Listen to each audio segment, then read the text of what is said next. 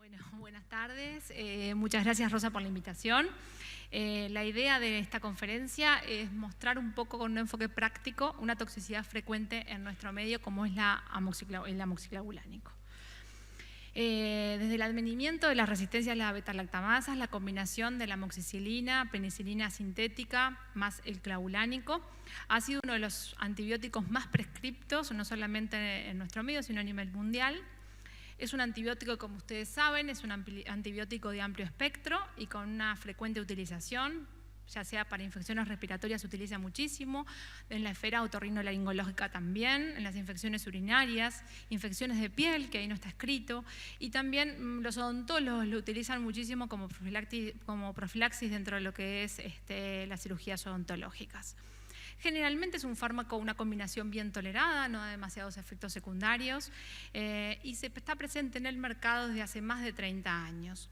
En el año 1984 fue cuando la FDA lo aprobó, esta combinación, y desde ahí se ha prescripto muchísimo.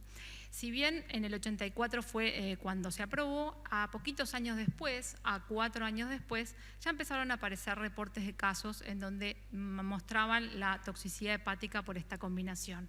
No solamente en Estados Unidos, sino también en Europa, fueron apareciendo casos reportados, 18 casos, 5 casos, 15 casos, lo que ha demostrado ya desde hace muchísimo tiempo la toxicidad por esta combinación. ¿Y a qué se le atribuye la hepatotoxicidad a esta combinación? Al ácido clavulánico. ¿Y por qué es que se le atribuye? Porque se vio que la incidencia por amoxicilina es menor comparada a solita, es menor comparada a la combinación, que la reexposición a la amoxicilina en pacientes con toxicidad al amoxiclavulánico no determina afectación hepática, que la asociación de amoxicilina con beta-lactámicos no se ha asociado a injuria hepática. Esto está demostrado cuando se asocia amoxicilina como el sulbactam o el tazobactam, no ha demostrado injuria hepática, pero sí cuando el clavulánico se asocia a otros antibióticos ha demostrado la toxicidad hepática. ¿Y qué se sabe de la incidencia? Bueno, este es un trabajo publicado en el año 2013, realizado en Islandia, en donde se recabaron los casos de toxicidad por todas las drogas durante 2 años. Lo que vio este trabajo es una población pequeña, tenemos que destacar eso, pero fueron todos referidos y se vio que 1 de cada 2.300 pacientes tratados con el amoxiclavulánico presentaban toxicidad de este fármaco. Eso equivale, se hizo el cálculo de incidencia y una incidencia anual cruda en Islandia de 43 casos por 100.000 prescripciones, lo cual es un dato que la verdad es uno de los datos más fuertes de incidencia de esta toxicidad. Y bueno, en Uruguay nosotros hicimos una aproximación de la incidencia en un único centro, en donde vimos la prescripción de ese año de la amoxicilina clavulánico y vimos que por cada 2.100 pacientes tratados, 1 desencadenaba hepatotoxicidad por amoxiclavulánico. Y se calculó la incidencia más de 47 casos por 100.000 prescripciones de amoxiclavulánico. Como lo decía Nelia, esto nos habla de que realmente la incidencia es alta y que uno piensa que de repente, bueno, si me toca 1 cada 2.100 que trato no es tanto, pero la realidad es que como las prescripciones de esta combinación son muy altas, esta toxicidad la vemos muchísimo más de acuerdo por las prescripciones y no tanto por ser un fármaco de los más hepatotóxicos. Y bueno, la toxicidad idiosincrásica amoxiclavulánico constituye la primera causa de ingreso hospitalario por enfermedad hepática medicamentosa. ¿Qué sabemos en cuanto a lo que son los registros de hepatotoxicidad? Bueno, tanto el registro español como el registro de Estados Unidos, el amoxiclavulánico está en el primero por frecuencia. Le siguen los antituberculosos y también, como sabemos, el otro grupo, como lo mencionaba Nelia, el otro grupo frecuente de toxicidad son los analgésicos. ¿Y qué sabemos nosotros del registro nuestro? También esto ya lo vimos con Nelia, que dentro del top 10, digamos, de los fármacos más frecuentemente que da toxicidad hepática, el amoxiclavulánico, como lo pueden ver, se lleva la gran mayoría, 40 casos, seguidos por otros antibióticos y los analgésicos, como decíamos hoy. Ahora, ¿Cuál es la presentación clínica de esta toxicidad? Esta es una carta que nos llegó, una nota de un colega, que es verdad, es de la vida real, la transcribimos nomás, en donde nos consulta una paciente que estaba cursando una hepatitis aguda, que tenía intenso prurito y no le encontraba la causa. El colega descartó una ecografía abdominal que era normal y los virus, las serologías virales dieron negativos, y el colega nos comentaba que precisamente no tomaba fármacos, que había indagado y el único fármaco que encontraba era el amoxiclavulánico, pero lo descartó ya que había terminado 15 días, había terminado la medicación y a los 15 días habían aparecido los síntomas. De esto, ¿qué nos tiene que alertar o pensar en el amoxiclavulánico? Bueno, obviamente que está la droga involucrada, que es una hepatitis aguda con prurito, lo que nos habla de una hepatitis aguda colestásica, que estaba el fármaco potencialmente hepatotóxico, y lo que es característico y muy peculiar de esta droga es que la mayoría de las veces se presenta la sintomatología luego de haber finalizado el tratamiento. Vamos entonces ahora a hablar un poco de los aspectos clínicos del amoxiclavulánico en el registro nuestro, que de estos 40 pacientes. Este trabajo está en revisión en la Libre International y va a salir en breve. De estos 40 casos de amoxiclavulánico, la edad promedio fueron 55 años, el sexo femenino en la mayoría de ellos. La dosis promedio, que es la dosis habitual, que es 2.000 miligramos día, que normalmente se hace 1.000 cada 12. La duración promedio del tratamiento fue de 10 días y la latencia promedio de 21 días. Llamamos latencia al momento que el paciente empieza a tomar la medicación y cuando aparecen los síntomas. Llama la atención, o podría llamar la atención, porque si la duración promedio fue de 10, la latencia promedio 21. Eso lo que nos demuestra es que en la mayoría de los casos la toxicidad, por la manifestación clínica de la toxicidad por esta combinación, aparece después de finalizado el tratamiento. El 82% debuta luego de terminar el tratamiento en este grupo de pacientes con un promedio de 12 días. Como podrán ver, hay pacientes que 2 días y otros 40, pero el promedio fueron de 12. La ictericia fue la presentación más frecuente en el 82% de los casos. Hospitalización había en el 46%, pero tenemos que destacar que en realidad los pacientes que estaban ingresados por ictericia como causa del ingreso y no por la toxicidad por el amoxiclavulánico. Dentro de los patrones de presentación, que está ya lo habló Nelia también, los tipos de presentación, el colestásico y el mixto fueron los más frecuentes y en ningún caso se vio ni muerte ni trasplante por esta toxicidad. Y la resolución promedio fue de 2 meses. Esto es lo que nos hace pensar que cuando vemos una toxicidad por esta combinación no hay que apurarse, ni hay que ponerse, ni angustiarse porque al mes no normalizó el hepatograma, sino que darle tiempo porque tienden a mejorar pero lentamente. Resumiendo entonces los aspectos clínicos, el patrón de presentación, como decíamos, es variable, pero el más típico es el colestásico y el mixto. El prurito y la ictericia son las manifestaciones más frecuentes, habitualmente varios días después, luego de haber terminado el tratamiento. Las manifestaciones de hipersensibilidad son frecuentes, no así la presencia de autoanticuerpos. En esta serie del registro del Latin Lili, el 10% presentaba solamente autoanticuerpos. El curso evolutivo es benigno en la mayoría de los casos y la normalización del hepatograma se observa en las 4 a 10 semanas. ¿Cuál es el mecanismo exacto de la lesión del amoxicilina clavulánico? Bueno, el mecanismo exacto en realidad es desconocido. Se plantea un mecanismo inmunoalérgico en donde estaría involucrada una idiosincrasia metabólica, una idiosincrasia inmunológica, y a punto de partida de esto fue que se han hecho estudios en cuanto a lo que es la susceptibilidad a esta toxicidad, y está descrito, hay varios estudios que reportan esto, que hay un polimorfismo genético HLA, vinculado a HLA clase 1 o clase 2, que determinaría una mayor susceptibilidad a la toxicidad por este fármaco individual, y también aparentemente estos polimorfismos genéticos determinarían mayor expresión fenotípica del patrón colestásico. Si bien esto es cierto, la utilidad hoy día como predictor o biomarcador diagnóstico todavía es limitada porque su valor predictivo negativo es bajo. Este es un trabajo que lo hicimos en nuestra unidad. Se trata de una hepatotoxicidad, el trabajo se titula Hepatotoxicidad por amoxiclavulánico en una población uruguaya. El objetivo de este trabajo fue describir las características clínicas y bioquímicas de la toxicidad hepática por amoxiclavulánico en una población uruguaya.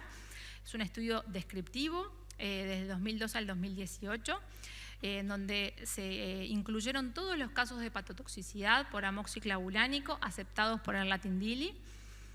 Y los invito, hoy en la tarde va a ir a presentación oral este trabajo, así que si el que esté interesado en conocer un poco más, están todos muy invitados. En cuanto a lo que son las conclusiones, la hepatotoxicidad por el amoxiclavulánico es frecuente en nuestro medio, tiene la peculiaridad de poder manifestarse días o semanas después de haber completado el tratamiento.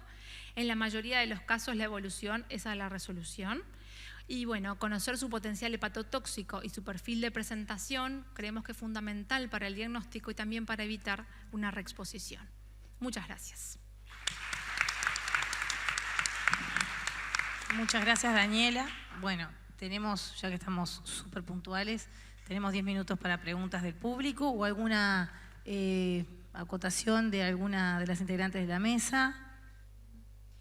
Bueno, excelente las exposiciones. A mí me quedó una duda, si bien con respecto al tiempo de latencia. No se oye. Con respecto al tiempo de latencia. Si bien para el ácido clavulánico tú decías 21 días promedio, para el resto de los fármacos, por ejemplo, el médico que había referido a esa paciente, bueno, 15 días y ya como que le pareció mucho tiempo y no pensaba en el ácido clavulánico. Está escrito que hay fármacos que a veces son 2 meses o más. ¿Cuándo descartamos por completo que un fármaco pueda estar involucrado? Y además, si un paciente ya viene con una alteración del hepatograma, ahí es como me resulta más difícil cómo hago para diferenciar, ¿no? O siempre me planteo la hepatotoxicidad, tengo que pensarla siempre. Ahí está. Y el tiempo de latencia, 2 meses, por ejemplo, que abandonó un fármaco y tiene potencial hepatotóxico conocido. Me gustaría aclarar una cosa antes, porque el caso que mostró Dani, el médico colega, lo descarta porque el paciente lo había terminado 15 días antes. No quiere decir que lo venía tomando por 15 días. Son cosas distintas. Es decir, latencia es desde que inicia el fármaco hasta que aparece el síntoma. Pero habitualmente eso sucede con el paciente tomando el fármaco. El clavulánico tiene la peculiaridad que dijo Daniela. Entonces, como llevaba 15 días sin fármaco y recién ahí aparece el síntoma, el colega lo descarta. Ese es el error. Pero la latencia es desde que empieza a tomarlo hasta que aparece el síntoma. Y esa es totalmente variable, Andrea. Pudo empezar hace 2 días y empezar el síntoma, hace 2 meses y empezar el síntoma, o en algunos casos, como puede ser la nitrofurantoína, como puede ser la atorvastatina, puede pasar 1 año tomándolo y aparecer la alteración. Es decir, que el tiempo que lo lleva tomando no es un elemento para. Convengamos que si el paciente lleva 5 años tomando un fármaco y no pasó nada y tiene funcionales hepáticos que están normales, uno no plantea que ese sea el fármaco. Lo habitual, entre 3 y 6 meses. Lo que se sale de lo habitual, 2 días o 1 año. Lo que es característico en el amoxiclavulánico es que muchos colegas ya lo dejan de considerar porque el paciente, normalmente la cronología es compatible y lo habitual es que el fármaco lo esté tomando, pero característicamente aparecen los síntomas luego de haber suspendido. Entonces ahí está la diferencia. El mecanismo. Sí. ¿Alguna pregunta del auditorio? Yo. Susan. Sí, yo quiero hacerles una pregunta. En primer lugar, para la gran mayoría de nosotros creo que la hepatotoxicidad es algo que hacemos como descarte, ¿no? Es un diagnóstico de descarte. Está bien. Entonces, en primer lugar, quería preguntar si hay, cuando nosotros nos enfrentamos al internista o a quien sea que nos mandan una alteración del hepatograma, empezamos a hacer toda una serie de exámenes que muchas veces son interminables para ver si hay otra causa que justifique ese aumento de transaminasas. Entonces, mi primera pregunta es esa, es saber si empezamos con toda esa serie de exámenes o frente a ese paciente que de repente está tomando atorvastatina o al paciente que viene tomando alguna medicación potencialmente hepatotóxica, no lo hacemos. Que es de descarte, o sea, no es que lo hagan por no saber, sino que se trata de un diagnóstico de descarte. Entonces, formalmente, para nosotros poder adjudicar cualquier lesión hepática al fármaco, tiene que estar diagnosticada las otras causas. ¿Hasta dónde voy con las otras causas? Es donde entra el juicio clínico. ¿Hasta dónde descarto y hasta dónde hago? Y el otro ítem importante es al suspender lo que pasa. Entonces es algo que se hace bastante paralelo. Si el paciente viene con 2 o 3 veces los valores de transaminasa es una cosa. Ahora, si el paciente viene ictérico, el paciente viene con 5 de bilirrubina, 3000 de transaminasas, es otro paciente. Entonces es muy difícil poder poner eso en algo que cuadre para todos los pacientes. Pero claramente hay que diagnosticar otras causas y claramente el contexto de cómo se presenta el paciente son hasta dónde voy y con qué arranco. Si el paciente tiene un patrón claramente colestásico, va a ser la imagen lo que más pese. Y si me da todo negativo, es una mujer, 60 años, y le pica, va a ser un antimitocondrial fundamental, por más que quizá termine siendo un anticonceptivo. No creo que a los 50, pero pongamos que era un poquito menos. Por más que termine siendo un anticonceptivo, pero no me voy a quedar tranquila si no tengo un antimitocondrial en la mano.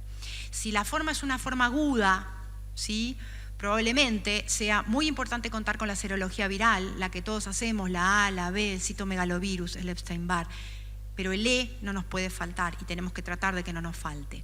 Y si todo eso es negativo y sigue, creo que hay que empezar a pensar en letra más chica y quizá un virus C no lo puedo diagnosticar solamente o descartar solamente con un ELISA y me tengo que ir a una PCR, pero claramente el contexto clínico me va llevando.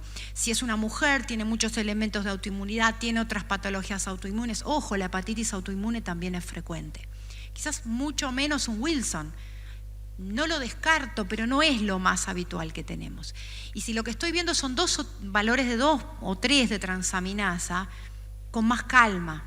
Y veo a ver cuáles las cosas que tengo que diagnosticar. Probablemente ahí no me vaya de repente a una colangioresonancia.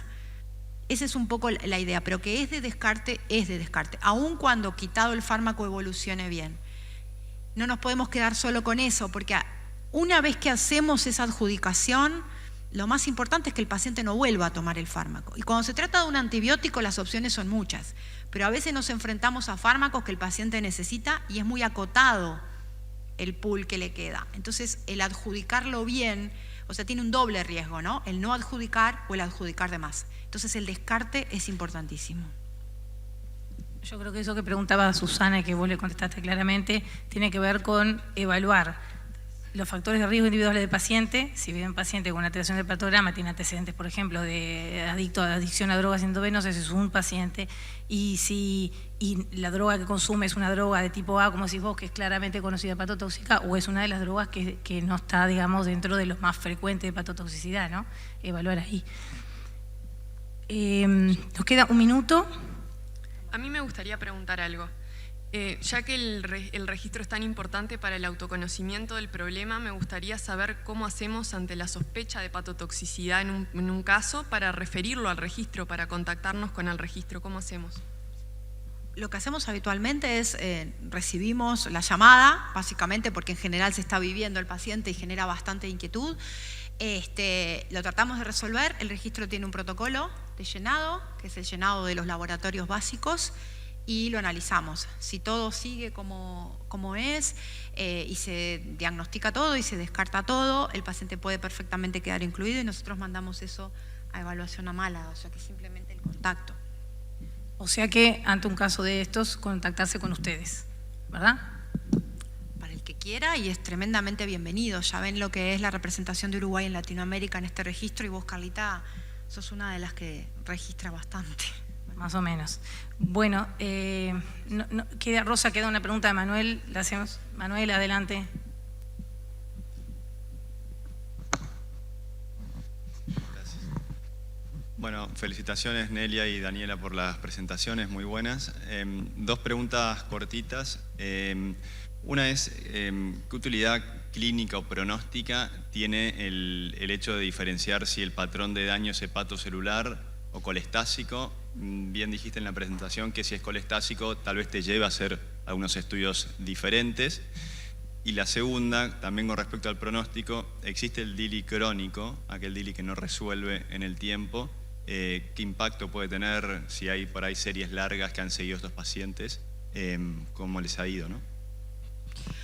Gracias, Manuel, por estar y por las preguntas y por participar de este registro. Manuel es uno de los que más registra en Argentina. La importancia viene, por un lado, por lo que vos decías del algoritmo un poco diagnóstico, pero eso cualquier hepatólogo investiga diferente o al inicio una hepatocelular de un colestásico. Pero claramente tiene diferencias pronósticas, tiene mucho más gravedad en lo agudo una forma hepatocelular con bilirrubina que una forma colestásica con bilirrubina. O sea que desde lo pronóstico ya tiene bastante diferencia un caso de otro. Si uno está viendo un paciente con un patrón mixto y una ecografía normal, las chances de ser una hepatotoxicidad son altas. Ya te va orientando hacia eso más allá del descarte. Y por otro lado es lo que tú decías, las formas que pueden ir a la cronicidad son más que nada las colestásicas. Esas son las que pueden evolucionar mucho más a la cronicidad que las hepatocelulares. Es más, en una hepatocelular uno suspende el fármaco y en general en una semana tiene menos del 50% de la alteración resuelta. En cambio, las colestásicas esto es más lento y es importante seguirlas, y es importante seguirlas hasta que se normalizan. Hasta hace poco se hablaba de colestasis crónica o hepatotoxicidad crónica, como decís tú, a los 6 meses. Hoy ya se sabe que eso puede demorar un poquito más y estamos hablando recién al año. Es decir, que si al año persiste la colestasis, ese paciente se lo define como crónico. Eso se ve aproximadamente en un 10% de los casos de colestasis por toxicidad. Esos son los números que se manejan. Cuando se biopsian esos pacientes, la posibilidad de cirrosis es más de la mitad, o sea que es alta esa probabilidad de cirrosis. Y hay algunos fármacos particularmente que pueden dar esto, y uno de ellos en nuestro medio es la nitrofurantoína, que puede debutar como agudo, uno lo sigue, incluso cuando normaliza, el paciente puede tener la enfermedad hepática crónica. Entonces creo que la utilidad de colestásico y hepatocelular tiene que ver con el pensamiento, pero tiene que ver con el pronóstico y con el seguimiento de ese paciente.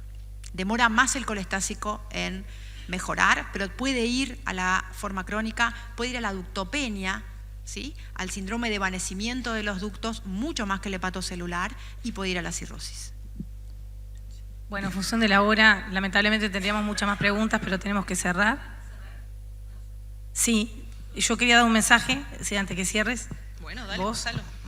Creo que es importantísimo que tratemos desde nuestro lugar de difundir con los colegas de otras especialidades, que constaten las fechas de inicio de las drogas, sobre todo de las drogas que van a usar en forma crónica, corregime Nelia si no es así, y sobre todo de las drogas aquellas que son de potencial conocido valor hepatotóxico, y realizar un hepatograma previo a eso. Yo creo que con eso nos van a facilitar mucho a nosotros después para poder hacer el registro, pero creo que parte de nosotros es difundir entre los urólogos, sobre todo cuando hacen la quimioterapia para la próstata y en todas las especialidades que se usan medicamentos que son de conocido valor y en forma crónica, que por favor constaten la fecha de inicio, hagan un hepatograma previo y hagan un seguimiento.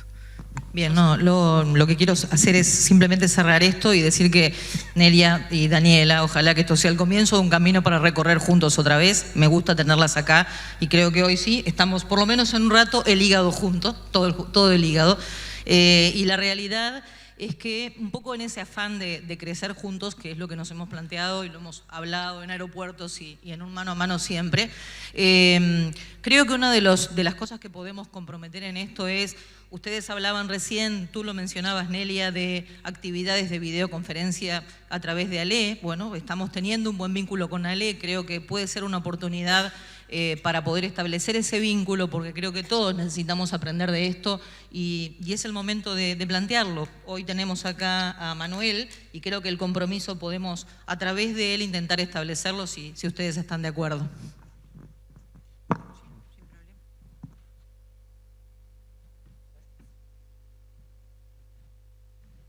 Bueno, muchas gracias a todos y dejamos el espacio a mi amiga acá que sigue.